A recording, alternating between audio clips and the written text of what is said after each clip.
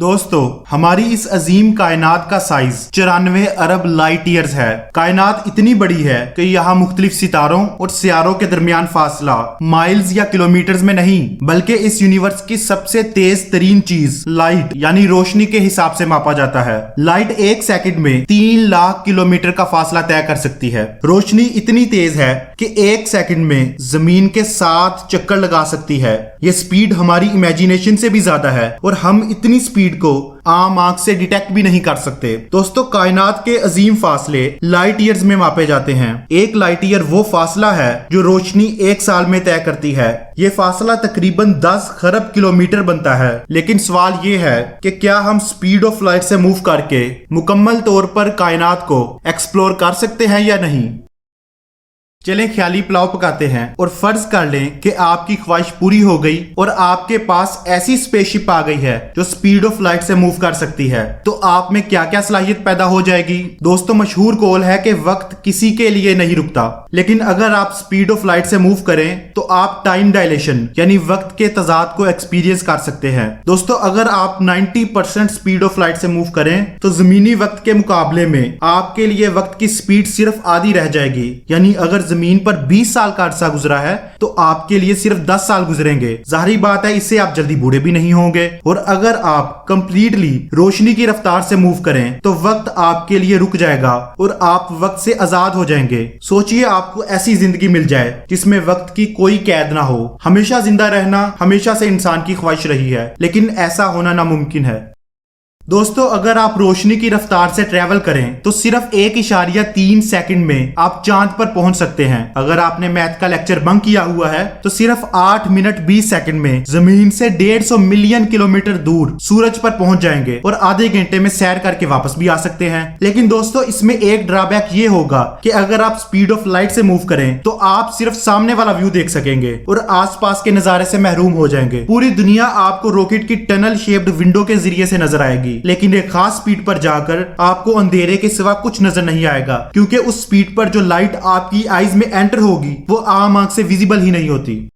Einstein की equation E = mc² के मुताबिक एनर्जी और मैस एक सेम फिजिकल क्वांटिटी हैं और आपस में इंटरकन्वर्टिबल भी हैं। मोशन की वजह से एनर्जी पैदा होती है और अगर आप बहुत तेज मूव कर रहे हैं तो एनर्जी भी ज्यादा प्रोड्यूस होगी और आपकी बॉडी का मैस भी ज्यादा होना शुरू हो जाएगा। और अगर आप रोशनी की रफ्तार से मूव करना शुरू कर दें तो आपकी बॉडी का मैस इन्फिनिट यानी लामहदूद हो जाएगा और उस बॉडी को मूव करने के लिए इन्फिनिट एनर्जी चाहिए होगी। आइंस्टाइन के मुताबिक हमारी इस फिजिकल बॉडी के साथ ऐसा करना नामुमकिन है। मैसलेस होकर स्पीड ऑफ लाइट से मूव करने के लिए हमें इस मिट्टी के जिस्म से आजाद होना पड़ेगा। दोस्तों, अगर इसको आसान अल्फाज में बताऊं तो आइंस्टाइन के मुताबिक स्पीड ऑफ लाइट से ट्रेवल करने के लिए आपको सिर्फ रूह की जरूरत है, जिस्म की नहीं।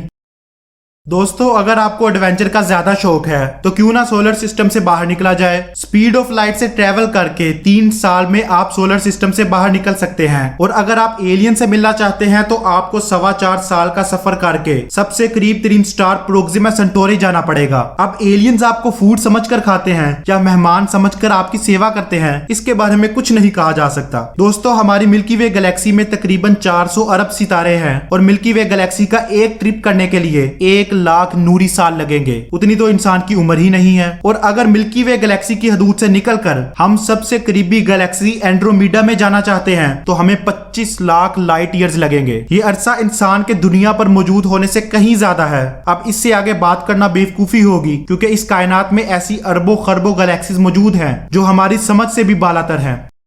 दोस्तों, आपको सुहाने ख्वाब दिखा दिए, लेकिन अब थोड़ा रियलिटी की तरफ आते हैं। स्पीड ऑफ लाइट से मूव करने पर स्पेस में मौजूद ना नजर आने वाले हाइड्रोजन एटम्स और डार्क मैटर भी हमारे लिए मुसीबत खड़ी कर सकते हैं। ये माइक्रोस्कोपिक पार्टिकल्स हमारी तरफ गैमा रेडिएशन इमिट करेंगे और हमारी स्पेसशिप तबाह हो जाएगी। स्पीड ऑफ लाइट से मूव करने के लिए इन्फिनिट एनर्जी चाहिए, जबकि हमारे पास तो एनर्जी रिसोर्सेज ही महदूद हैं और ना ही कोई ऐसी टेक्निक है जो हमें मैसलेस बना दे। दोस्तों, स्पीड ऑफ लाइट से मूव करते हुए अगर हम किसी बैरियर से टकरा जाएं तो हाइड्रोजन बॉम्ब से भी कई गुना बड़ा धमाका हो जाएगा। इन तमाम वजूहात की बिना पर करंटली फिजिक्स लॉस के मुताबिक स्पीड ऑफ लाइट से मूव करना इम्पॉसिबल है, लेकिन शायद कोई शॉर्टकट जैसे black hole, warp drive technology और वार्म होल के जरिए हम दूसरी गैलेक्सीज में सफर कर सकें।